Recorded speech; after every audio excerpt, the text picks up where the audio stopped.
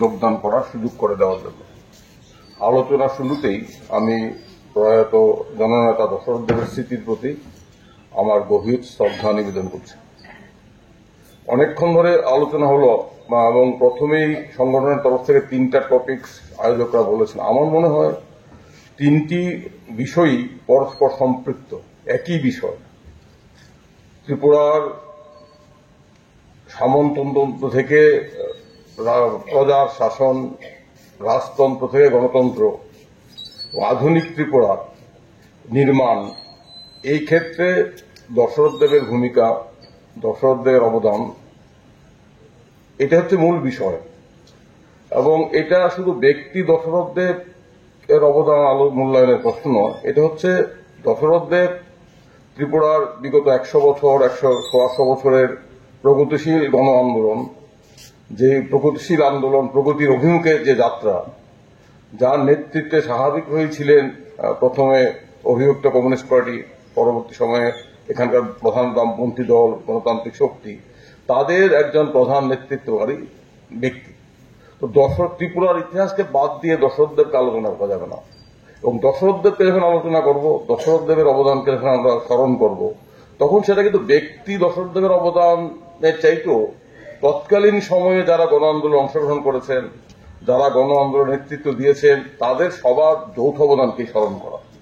এবং দশরথ দেব তাদের প্রতিনিধি, তাদের অন্যতম প্রধান প্রতিনিধি হিসাবে আমাদের সামনে। কারণ ব্যক্তি ইতিহাসকে ছাড়িয়ে যেতে পারে না।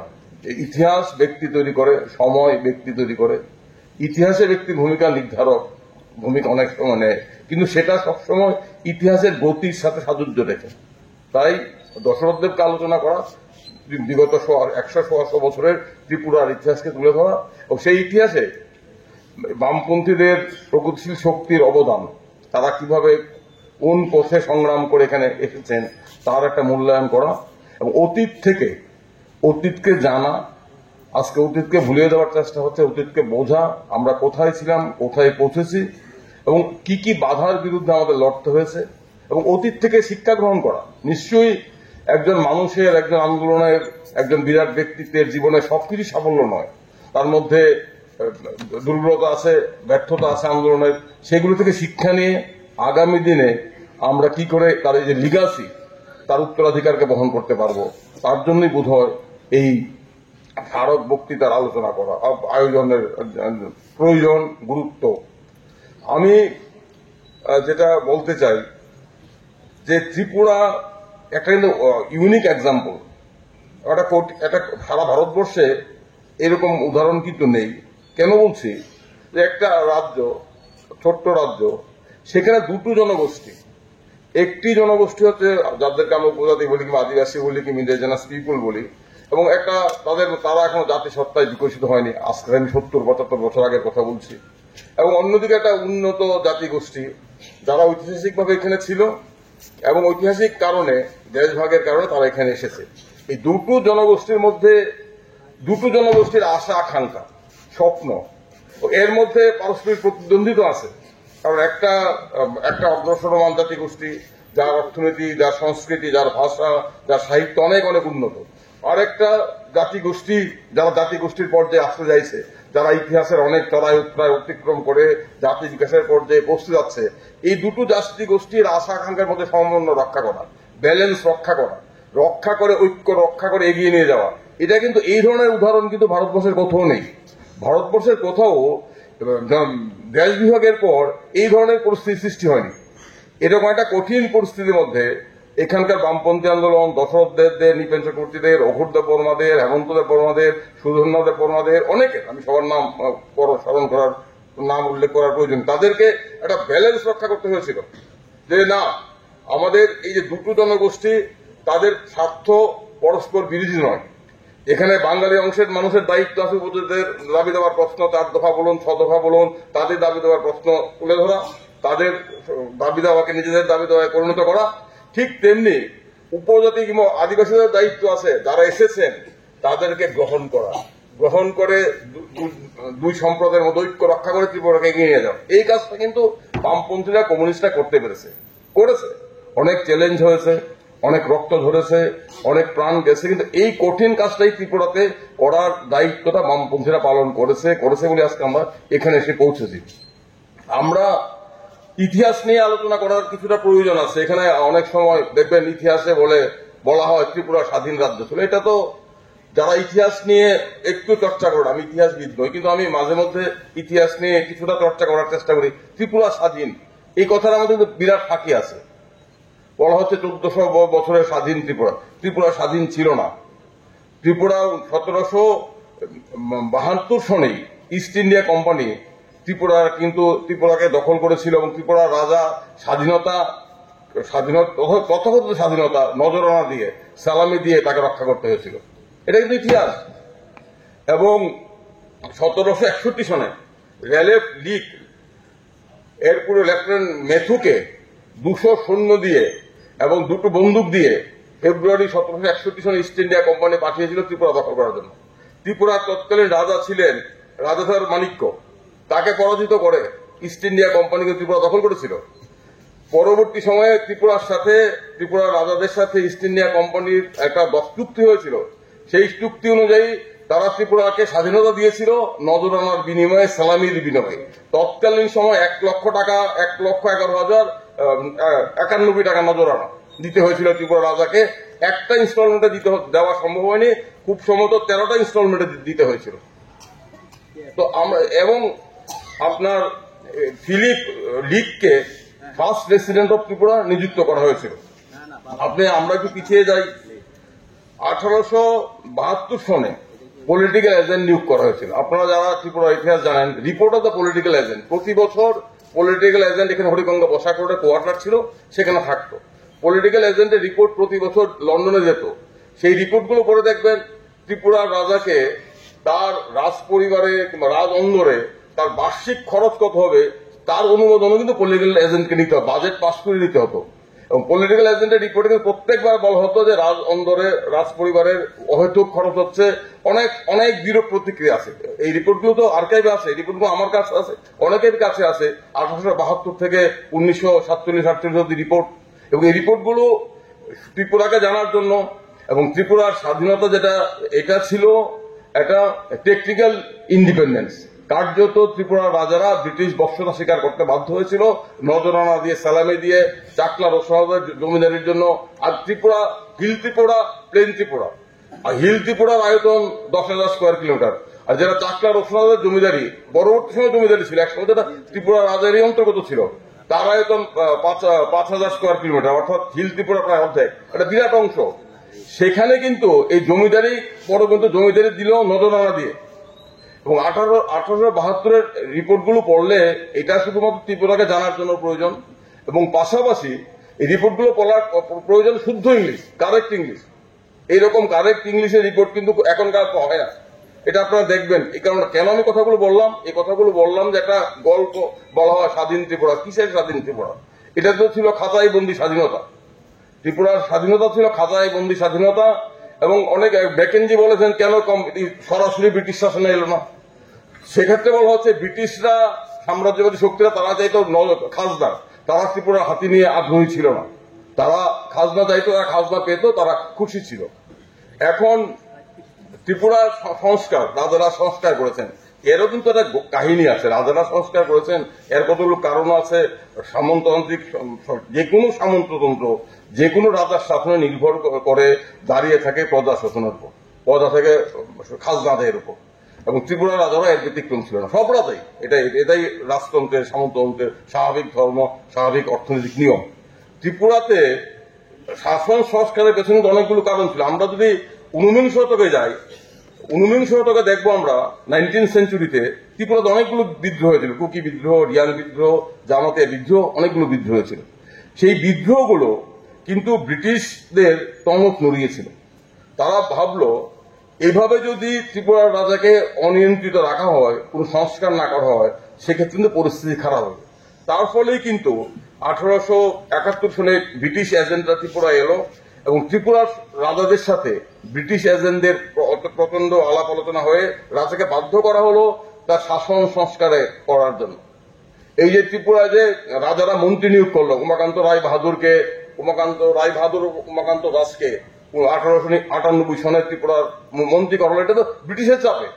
ব্রিটিশরা বললো তোমার শাসন সংস্কার করতে হবে, শাসন সংস্কারের জন্য তারা বলে দিল মন্ত্রী নিয়োগ করো, খাস দেওয়ানি আদালত নিয়োগ করো। এই যে শাসন সংস্কার যেগুলো রাজারা করেছেন সেটা যতটা না প্রজা হিতে, তার চেয়ে অনেক বেশি ব্রিটিশদের চাপে।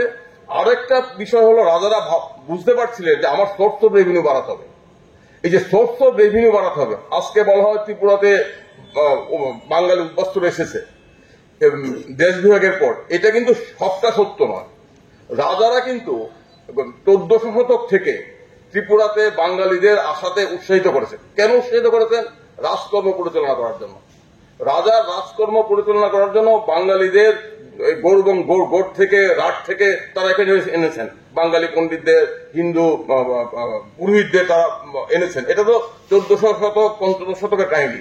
তারপর রাজারা বুঝতে পারলেন আমার শুধুমাত্র চাকলা রোশনাবাদের জমিদারি আমার চলবে না, আমার যদি রাজবাড়ির ঠাটবাট বজায় রাখতে হয়, আমার যদি এখানকার কর্তা সম্প্রদায়ের অমিত বিলাস বেসন জারি রাখতে হয়, তাহলে আমাকে পার্মানেন্ট সোর্স অফ রেভিনিউ বাড়াতে হবে। এবং পার্মানেন্ট সোর্স অফ রেভিনিউ কিভাবে বাড়ানো সম্ভব? পার্মানেন্ট সোর্স অফ রেভিনিউ তখনই বাড়ানো সম্ভব যদি স্থায়ী চাষাবাদ চালু করা যায়। এবং ত্রিপুরার উপজাতিরা বিভিন্ন কারণে তারা স্থায়ী চাষাবাদে আগ্রহী ছিলেন না, তারা জুম চাষ করতেন, তারা স্থায়ী চাষাবাদের সাথে পরিচিত ছিলেন না। তখন কিন্তু রাজা দলে দলে, আপনি 1872 পরে পলিটিক্যাল এজেন্ডের রিপোর্টগুলো পড়ুন, ত্রিপুরার গ্যাজেটগুলো দেখুন, সেখানে দেখবেন রাজা কিন্তু দলে দলে তৎকালীন পূর্ব বাংলা থেকে বাঙালি চাষিদের উৎসাহিত করতেন, ত্রিপুরা আসো, প্রথম 5 বছর নিষ্কর 5 কানি 7 কানি 10 কানি জমি নিষ্কর দিয়ে দিলাম, তোমরা ত্রিপুরায় আস। কেন নিয়ে আসছে? কারণ রাজা জানেন যদি ইনসেন্টিভ না দেওয়া হয়, এখন যেমন ত্রিপুরাতে শিল্প স্থাপন করতে গেলে ইনসেন্টিভ দেওয়া হয়, তৎকালীন সময় ত্রিপুরা রাজারও ইনসেন্টিভ দিতেন। কেন দিতেন? যদি ইনসেন্টিভ না দেওয়া হয় তাহলে এখানে কেউ আসবে না। আর আমি সাময়িক 2 বছর 3 বছর কর ছাড় দিলাম, তাকে নিষ্কর ভূমি দিলাম, কিন্তু এটা পরবর্তী সময় আখেরে লাভ হবে। এবং এখানে রাজারা নিয়ে এসেছেন দলে দলে, এখানে এসেছে উদয়পুর, এসেছে সোনামুখ, এসেছে বেলুনায় এসেছে, এসে তারা স্থায়ী চাষাবাদ করেছে এবং রাজার ত্রিপুরার রাজস্ব একটা স্থায়ী ভিত্তি তৈরি করেছে। তাহলে রাজারাই তো এখানে বাঙালি অংশের মানুষকে এনেছেন তাদের প্রয়োজনে, বাঙালি অংশের মানুষদের এসেছেন। এবং ত্রিপুরা রাজবাড়ি, ত্রিপুরা রাজতন্ত্র বৈভব অনেকটাই নির্ভর ছিল চাকরা রোশনাবাদের জমিদারির উপর। এবং 1900 সনে ত্রিপুরা গ্যাজেটের একটা তথ্য, জমিদারি মানেই প্রজাদের সাথে সত্ত্ব নিয়ে, জমির সত্ত্ব নিয়ে জমিদারের মামলা মোকদ্দমা। 1900 সনে কুমিল্লা আদালতে আইনজীবীদের মামলা খরচ দেওয়ার জন্য রাজকোষ থেকে 1 লক্ষ টাকা খরচ করা হয়েছিল। চিন্তা করুন, আজকে 2025, 1900 সনে রাজকোষ থেকে কুমিল্লা আদালতে কুমিল্লা আইনজীবীদের আইনি খরচ দেওয়ার জন্য, আইনি ফিস দেওয়ার জন্য 1 লক্ষ টাকা খরচ করতে হয়েছে। কারণ কতগুলো মামলা ছিল। পলিটিক্যাল এজেন্ট বলছে তুমি মামলা কমাও। আমি এই বিষয়গুলো আনলাম যে কুমিল্লার আইনজীবীরা অনেকটা নির্ভর ছিল রাজবাড়ির মামলার উপর। তো চাকলা রোশনাবাদ তো তোমারই প্রজা ছিল, এটা একটা গেল। আপনার এরপরে ত্রিপুরা সংস্কার হলো, রাজারা সংস্কার করলেন, এটা কিছুটা যুগের প্রয়োজনে ব্রিটিশদের চাপে সংস্কার হলো। এবং ত্রিপুরাতে দ্বিতীয় বিশ্বযুদ্ধের সময়, এর আগে থেকেই ত্রিপুরাতে জাতীয়তাবাদী আন্দোলনের প্রভাব, এই নভেম্বর বিপ্লবের প্রভাব ত্রিপুরাতে এসে পড়ছিল। আমরা দেখছি একটা তথ্যতে 1940-এ ত্রিপুরা আগরতলায় রিক্সা শ্রমিকদের নিয়ে প্রথম মে দিবস উদযাপিত হয়েছিল। এটা কিন্তু ঐতিহাসিক তথ্য। 1940-এ ত্রিপুরা আগরতলায় রিক্সা শ্রমিকদের নিয়ে মে দিবস উদযাপিত হলো। এখানে আলোচনা এলো ত্রিপুরার ভারত ভুক্তি। তো এর আগে আপনার এখানে আপনার ত্রিপুরা রাজ্য গণপরিষদ গঠন করা হয়েছিল। ত্রিপুরা রাজ্য গণপরিষদ, প্রজামঙ্গল সমিতি, পরবর্তী সময় জনশিক্ষা সমিতি। এটা একটা ঐতিহাসিক ঘটনা। 1945-এ জনশিক্ষা সমিতি, এবং জনশিক্ষা সমিতির প্রথম তার যে ম্যানিফেস্টো, কেন জনশিক্ষা সমিতি, এটা কিন্তু রচনা করেছিলেন প্রয়াত বসরাদ্দে। এবং জনশিক্ষা সমিতির মূল লক্ষ্য ছিল কি, তারা কিন্তু তৎকালীন সময় কোনো রাজনৈতিক স্লোগান তুলেননি, সঙ্গত কারণেই তুলেননি। তারা বলেছিলেন নিরক্ষরতার বিরুদ্ধে, উপজাতি সমাজে যে বিরাজমান ভয়ঙ্কর নিরক্ষরতা এবং দারিদ্রতা, তার বিরুদ্ধে জনশিক্ষা সমিতি সংগ্রাম করবে এবং সংস্কারের জন্য এবং সমস্ত রকম কুসংস্কার পশ্চাৎমুখী চিন্তা ভাবনার বিরুদ্ধে সংস্কারের জন্য জনশিক্ষা সমিতি কাজ করবে। এই জনশিক্ষা সমিতি পরবর্তী সময়ে ত্রিপুরাতে শিক্ষা প্রসারে ব্যাপক আন্দোলন করে তুললো, স্কুল করলো। এই যে স্কুলগুলি স্বীকৃতি দানের ক্ষেত্রে এখানে জিতেন বাবু উল্লেখ করেছেন, যতটা রাজার ইচ্ছা ছিল তার চেয়ে বেশি ভূমিকা ছিল মেজর ব্রাউনের। তিনি তৎকালীন ত্রিপুরার শিক্ষামন্ত্রী ছিলেন, তার বিরুদ্ধে কিন্তু এইগুলোকে স্বীকৃতি দেওয়া হলো। পরবর্তী রাজা এলেন, রাজা কিন্তু এই যে নিপীড়ন করলেন, সবটাই আমরা জানি। তাহলে রাজতন্ত্র, কোন রাজা ব্যক্তিগত হয়ে ভালো হতে পারেন, এগুলো অন্য বিষয়, কিন্তু রাজতন্ত্র কোনোদিন প্রজার মঙ্গল করে না। রাজতন্ত্র সবসময় প্রজা শোষণের উপর দাঁড়িয়ে থাকে। রাজতন্ত্রের সাথে গণতন্ত্রের এখানেই ফারাক। রাজতন্ত্র হচ্ছে রাজার শাসন, আর গণতন্ত্র হচ্ছে প্রজা নয়, নাগরিকদের শাসন, নাগরিকদের নির্বাচিত সরকারের শাসন। এই যে ত্রিপুরার ভারতভুক্তি, এর সময় কিন্তু ওই যে ক্ষত্রিয় সম্মেলনী করা হলো, এখানে অঞ্জুমান ইসলামিয়া করা হলো, এগুলো এই যে দুটো বিচ্ছেদকামী আন্দোলন, এর বিরুদ্ধে কিন্তু কমিউনিস্ট পার্টি, গণমুক্তি পরিষদ এখানে বিরাট ভূমিকা নিয়েছিল দশরথদেবের নেতৃত্বে। এবং দেশভাগের পর যখন দলে দলে উদ্বাস্তু এলো, তখন বলা হয়েছিল Tripura has reached saturation point, এর বেশি ত্রিপুরা এই বাঙালি অংশের মানুষের চাপ নিতে পারবে না। তখন কিন্তু দশরথদেবের নেতৃত্বে উপজাতি গণমুক্তি পরিষদ কিংবা কমিউনিস্ট পার্টি, তারা কিন্তু এই বাঙালি উদ্বাস্তুরা, যারা দেশভাগের শিকার এবং যারা বৃহত্তর অর্থে ত্রিপুরা রাজ্যেরই প্রজা ছিল, তাদের কিন্তু গ্রহণ করেছিল, তাদের কিন্তু সাদরে গ্রহণ করেছিল। তৎকালীন সময়ে বলা হতো যে কমিউনিস্ট পার্টি হচ্ছে ট্রাইবেলদের পার্টি। কারণ কি, আমাদের দেশে সবসময় দেখবেন সংখ্যালঘু অংশের কথা নিয়ে, অধিকার নিয়ে কথা বলার ক্ষেত্রে সমস্যা আছে। এখন যেমন ভারতবর্ষে অনেক রাজনৈতিক দলই সংখ্যালঘু মুসলিমদের উপর যে বিদ্বেষ অন্যায় হচ্ছে, এগুলো সবসময় কথা বলতে চায় না। কেন কথা বলতে চায় না? যদি আমি সংখ্যালঘুদের অধিকার নিয়ে বেশি কথা বলি, আমাকে সংখ্যালঘু তোষণকারী হিসেবে দাগিয়ে দেবে, আমি মেজরিটি কমিউনিটি থেকে বিচ্ছিন্ন হয়ে যাব। ঠিক ত্রিপুরার ক্ষেত্রে এই পরিস্থিতি, এই সমস্যাটা কমিউনিস্ট পার্টির সামনে ছিল, যে কমিউনিস্ট পার্টিকে চিহ্নিত করা হয়েছিল উপজাতিদের পার্টি হিসেবে। কারণ উপজাতিদের কথা অন্যরা বলবে না। উপজাতিরা তৎকালীন সময় ত্রিপুরার সংখ্যালঘু গোষ্ঠী কিংবা তারা পিছিয়ে পড়া জনগোষ্ঠী, তারা প্রশাসনে নেই, তারা শিক্ষায় দীক্ষায় নেই, তাদের মধ্যে মধ্যবিত্ত শ্রেণী তৈরি হয়নি, তারা জমির মালিকানায় তারা অনেকটা পিছিয়ে পড়েছে। তাদের নিয়ে কথা বলার গরজ কিন্তু ত্রিপুরার তৎকালীন অন্যান্য রাজনৈতিক দলগুলোর ছিল না। সেক্ষেত্রে কিন্তু কমিউনিস্ট পার্টি তৎকালীন নেতৃত্ব তারা কিন্তু ঐতিহাসিক দায়িত্ব পালন করেছে। তারা উপজাতিদের হয়ে কথা বলেছে, যদিও এর ফলে তাদেরকে কমিউনিস্ট বিদ্বেষী, বাঙালি বিদ্বেষী হিসেবে চিহ্নিত করার একটা প্রচেষ্টা হয়েছে এবং কিছুটা সাফল্য লাভ করেছিল। বলা হবে কমিউনিস্টরা ট্রাইবেলদের পার্টি। কিন্তু এরা এর মধ্যে একটা ব্যালেন্স তারা করলো। আমরা উপজাতিদের 4 দফা, উপজাতিদের স্বাতন্ত্র্য, তাদের মর্যাদা, তাদের বিকাশ নিশ্চিত করব। পাশাপাশি যারা উদ্বাস্ত অংশের মানুষ আসছে, তাদের অধিকার নিয়ে আমরা কথা বলবো। সে কারণে 1960 সনে কমিউনিস্ট পার্টির নেতৃত্বে ত্রিপুরাতে উদ্বাস্তুদের পুনর্বাসনের জন্য বিরাট আন্দোলন হলো, বিরাট মিছিল হলো আগরতলা শহরে। তো ওই মিছিলে ওই সময় খুব সম্ভবত ওই দিন শ্রীমতী ইন্দিরা গান্ধী কংগ্রেসের নেত্রী হিসাবে এখানে ছিলেন। তার কাছে কিন্তু ডেপুটেশন দিয়েছিল আপনার উদ্বাস্তুদের দাবিতে। এপ্রিল মাসে অনশন হলো, বিশ্বম্বর নমদাস শহীদ হলেন অনশন করতে গিয়ে। দুর্গাবাড়িতে কমিউনিস্ট পার্টির নেতৃত্ব অনশন হলো। সেখানে কিন্তু যতটা না বাঙালি অংশের মানুষ অংশগ্রহণ করেছিল, তার চেয়ে অধিক সংখ্যায় উপজাতি অংশের মানুষ অংশগ্রহণ করেছে। দাবি কি ছিল? দাবি ছিল শরণার্থীদের সঠিক পুনর্বাসন। একদিকে উপজাতিদের জমি রক্ষা করতে হবে, পাশাপাশি উপজাতিদের জমি রক্ষা করো আপনার শরণার্থীদের পুনর্বাসনের ব্যবস্থা করতে হবে, সুষ্ঠু পুনর্বাসনের ব্যবস্থা করতে হবে। এই দাবিটা কিন্তু কমিউনিস্ট পার্টি তুললো। এইভাবেই কমিউনিস্ট পার্টি দশরথদেবদের নেতৃত্বে এই দুই সম্প্রদায়ের মধ্যে একটা ব্যালেন্স রক্ষা করলো। এই ব্যালেন্স রক্ষা করে ত্রিপুরার যে ঐক্য, ত্রিপুরার রাজনীতির অন্যতম গুরুত্বপূর্ণ বিষয় হচ্ছে ঐক্য রক্ষা করা। উপজাতি কিংবা আদিবাসী এবং বাঙালি অংশের মানুষের ঐক্য রক্ষা করে ত্রিপুরাকে সামনের দিকে এগিয়ে নিয়ে যাওয়া। এই ঐক্য রক্ষা করার ক্ষেত্রে দশরথদেব তারা কিন্তু বিরাট যুগান্তকারী ভূমিকা পালন করেছেন। এটা অনস্বীকার্য, এই ইতিহাসকে অস্বীকার করা যাবে না। যারা ইতিহাসকে অস্বীকার করতে চাইছে তারা মূর্খের স্বর্গে বাস করছে। তাদেরকে অতীতকে বলতে হবে, তাদেরকে বলতে হবে যে পরিচিতি সত্তা রাজনীতি, আইডেন্টিটি পলিটিক্স বেশি দূর এগিয়ে নিয়ে যাবে না। আমাদেরকে মূলে ফিরে যেতে হবে। এই রাজ্যের সমস্যা আদিবাসীদের বিকাশের প্রশ্ন, আদিবাসীদের গণতান্ত্রিক আশা আকাঙ্ক্ষা পূরণের প্রশ্ন, পাশাপাশি অন্য অংশের মানুষের আশা আকাঙ্ক্ষা পূরণের প্রশ্ন। এটা সম্ভব, এটা সম্ভব। ত্রিপুরা গত 75 বছরে দেখিয়েছে এটা সম্ভব। এখানে জেলা পরিষদ গঠন করা হয়েছে, ষষ্ঠ তফসিল 1980-তে, পঞ্চম তফসিল, ষষ্ঠ তফসিল, 80 দাঙ্গা, 3টি মহকুমায় দাঙ্গা হয়েছে, কিন্তু এখানকার মানুষই দাঙ্গা রুখেছে। আমার মনে আছে এখানে যারা দাঙ্গার সময় আছেন কিনা জানি না, তখন দশরথ দেব ওই বাড়িতে থাকতেন। তখন দশরথ দেবকে কিভাবে সাম্প্রদায়িক শক্তি তাকে আক্রমণ করেছিল, ব্যক্তি দশরথ দেবকে, এবং তাকে রক্ষা করার জন্য ছাত্র যুবরা দশরথ দেবের বাড়িতে রাতের পর রাত পাহারা দিয়েছিল, বাঙালি উপজাতি সমস্ত অংশের ছাত্র যুবরা। এবং আমরা দেখেছিলাম যে দাঙ্গাকে রোখা সম্ভব।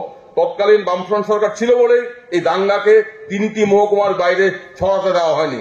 দাঙ্গার খত খুব দ্রুত শুকুনোর ক্ষেত্রে কমিউনিস্ট পার্টি, মার্ক্সবাদী কমিউনিস্ট পার্টি এবং অন্যান্য বামপন্থী দল, প্রগতিশীল মানুষ, গণতান্ত্রিক মানুষ অত্যন্ত বলিষ্ঠ ভূমিকা পালন করেছে। এবং এই যে ঐক্য, এই ঐক্যকে ভাঙার জন্যই বারবার 1980-র বিজয়ের আঙ্কল, এখন উনি সাধু হয়ে গেছেন, তার টিএনভির নেতৃত্বে কত খুন হয়েছে 1988। পরবর্তী সময়ে আমরা জানি কি হয়েছে।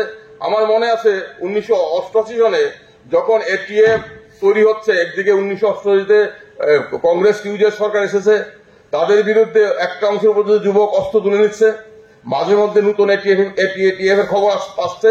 তখন কিন্তু আমার যদি ভুল না করি, দশরথদের স্বনামে ডেইলি বেসের কথা একটা আর্টিকেল লিখেছিলেন। সেখানে কিন্তু দশরথদের সতর্ক করে বলে দিয়েছে অস্ত্র পথ নয়।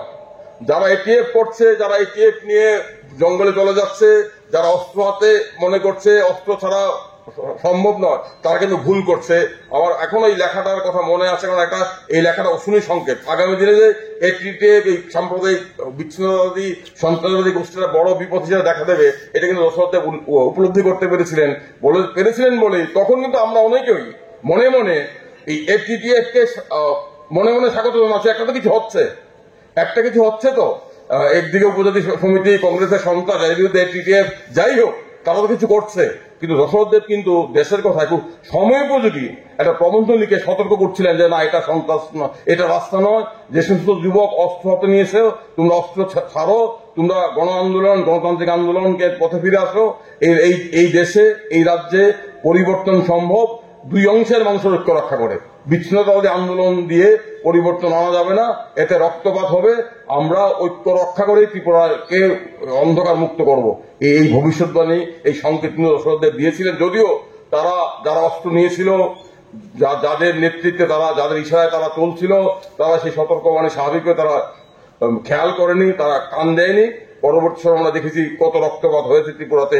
কিন্তু এর বিরুদ্ধে দাঁড়িয়ে দশরথ দেবদের নেতৃত্বে ত্রিপুরার মানুষ লড়েছে। তাই আজকে আমি দশরথ দেবকে শ্রদ্ধা জানাবো, এবং দশরথ দেবকে শ্রদ্ধা জানানোর মধ্য দিয়ে আমি গত 70-80 বছর ধরে যারা এই রাজ্যে দুই অংশের মানুষের লড়াইকে রক্ষা করা, ঐক্য রক্ষা করার অনেক নাম জানা আমার এক্ষুনি মনে পড়ছে নীলকর্ণ কলুইয়ের নাম, এবং অনেক নীলকর্ণ কলুই আছেন যারা উপজাতি জাতি ঐক্য রক্ষার জন্য বুকে রক্ত ঢেলে দিয়েছেন অনেক। তাদেরকে আমরা স্মরণ করব, এবং বর্তমানে যে চ্যালেঞ্জ আমাদের সামনে উপস্থিত হয়েছে, এই চ্যালেঞ্জ মোকাবেলা করে ত্রিপুরা একটা উদাহরণ সৃষ্টি করবে, দুই অংশের মানুষের ঐক্য রক্ষা করে, দুই অংশের মানুষের আশা আকাঙ্ক্ষা, গণতান্ত্রিক আশা আকাঙ্ক্ষাকে অ্যাকোমোডেট করে ত্রিপুরা এগিয়ে যাবে।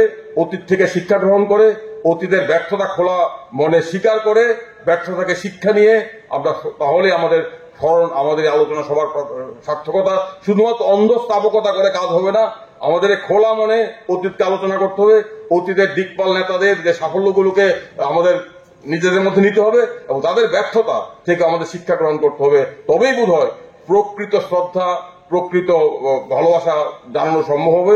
এই কথা বলে আমি আবারও সবাইকে ধন্যবাদ জানিয়ে, প্রয়াত দশরথ দেব সহ ত্রিপুরার অসংখ্য মানুষ যারা গত 75-80 বছরে এই রাজ্যের প্রগতিমুখী উত্তরণে জীবন দান করেছেন, আত্মত্যাগ করেছেন, তাদের সবাইকে নত শিরে নমস্কার জানাই। ধন্যবাদ।